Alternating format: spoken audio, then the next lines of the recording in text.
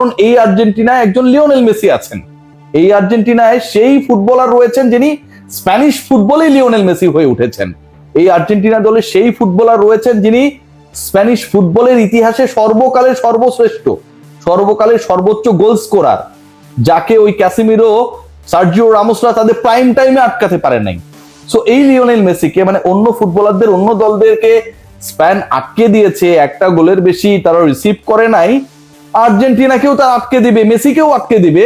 এটা অন্তত মেসির ক্যারিয়ারের সাথে মেলে না, যুক্তির সাথে মেলে না।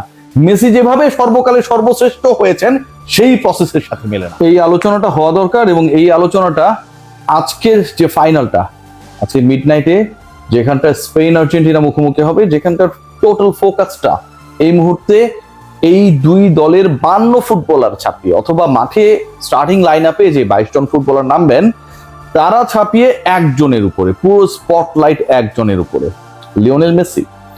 এবং সেই আলোচনা করতে গিয়ে যে Lionel Messi versus Spain, not Argentina versus Spain, Lionel Messi versus Spain যে ফাইনালটা হতে যাচ্ছে, সেখানটায় বলা হচ্ছে যে লিওনেল মেসিকে অকার্যকর করে দেওয়ার জন্য, লিওনেল মেসিকে ইনএফেক্টিভ করে দেওয়ার জন্য স্প্যানিশ ডিফেন্স লাইন, স্প্যানিশ যেই ফুটবলের আলোচিত ঘটনা প্রবাহ এবারের বিশ্বকাপ জুড়ে যেভাবে তারা অন্য দলগুলোকে ব্যর্থ করেছে, receiving only a single goal, they are perfect to inactivate Lionel Messi.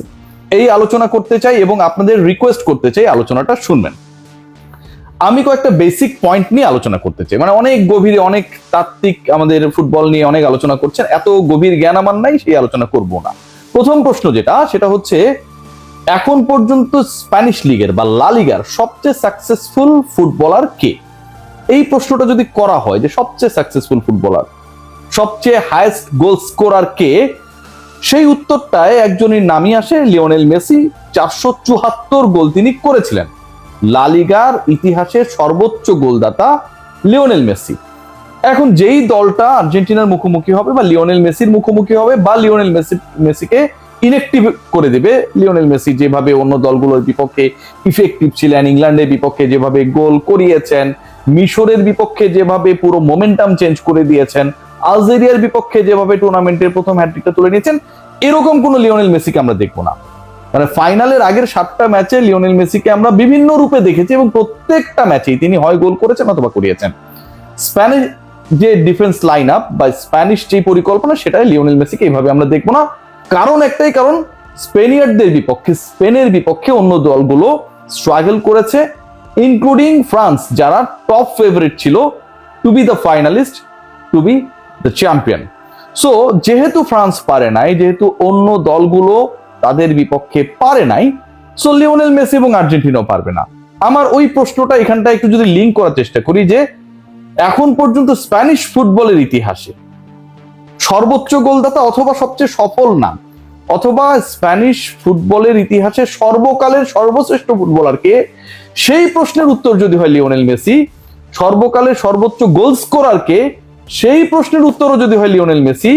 সবশেষ সিজন যেটা তিনি খেলেছিলেন, আপনারা মনে করতেই পারেন, এবং তারপর পিএসজিতে লিওনেল মেসি চলে গেলেন, সেই সিজনেও, মানে তার বিদায়ী টাটা বাই বাই বলা সিজনেও, যখন তার সাথে বার্সেলোনার সম্পর্ক, লাপোর্তার সম্পর্ক একদম তলানিতে, সেই সময়টাও লিওনেল মেসি ওই পার্টিকুলার লিগে 30টার মতো গোল করেছিলেন এবং টপ স্কোরার ছিলেন।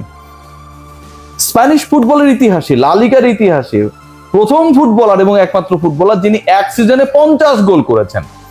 সো এই যে লিওনেল মেসি, যিনি স্প্যানিশ ফুটবলটা এখন পর্যন্ত তার ক্যারিয়ারের সবচেয়ে আনন্দঘন মুহূর্ত হিসেবে কাটিয়েছেন, স্প্যানিশ ফুটবলের ইতিহাসে সর্বশ্রেষ্ঠ ফুটবলার হিসেবে আনডাউটেডলি কাউন্টেবল হন, এবং এই স্প্যানিশ ফুটবলে বা স্পেনে খেলে লিওনেল মেসি যেই অ্যাটাকটা, বা যারা আসলে তাদের চিরায়ত পরিকল্পনায় আসলে আর্জেন্টিনাকে হারানোর চেষ্টা করবে, সেই পরিকল্পনার এগেইনস্টেই তিনি সফল হয়েছেন। সেই পরিকল্পনার এগেইনস্টে 474 গোল করেছেন, সর্বশেষ সিজনে হাইয়েস্ট গোলদাতা হয়েছেন, একমাত্র ফুটবলার হিসেবে এক সিজনে 50 গোল করেছেন। সবই তো আলটিমেটলি স্পেন যেভাবে খেলে, স্প্যানিশ ফুটবল যেভাবে চলে, সেটাই দাঁড়িয়েই তিনি করেছেন। সেই ডিফেন্স লাইন আপের এগেইনস্টেই করেছেন। সার্জিও রামোসরা যখন রিয়াল মাদ্রিদের হয়ে খেলেছিল, জিদানরা যখন ক্যাসিমিরোদের সামনে চ্যালেঞ্জ দিয়েছিলেন লিওনেল মেসিকে আটকানোর। পেপেরা যখন বারবার পথ আটকে দাঁড়ানোর চেষ্টা করেছিল, লিওনেল মেসি তো সেই ফাঁকগুলোই তো গোল করেছেন, স্কোর করেছেন, ক্যারিশমা দেখিয়েছেন, সে কারণেই তো তিনি লিওনেল মেসি।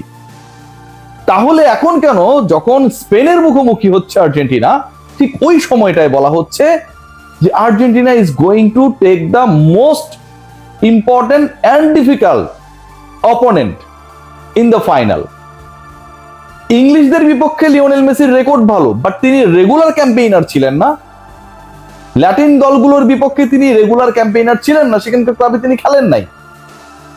বরং তিনি সবচেয়ে বেশি রেগুলার খেলে এসেছেন লিওনেল মেসি হয়েছেন স্পেনে খেলে, সাকসেসফুল হয়ে, গোল স্কোর করে, রেকর্ড গড়ে।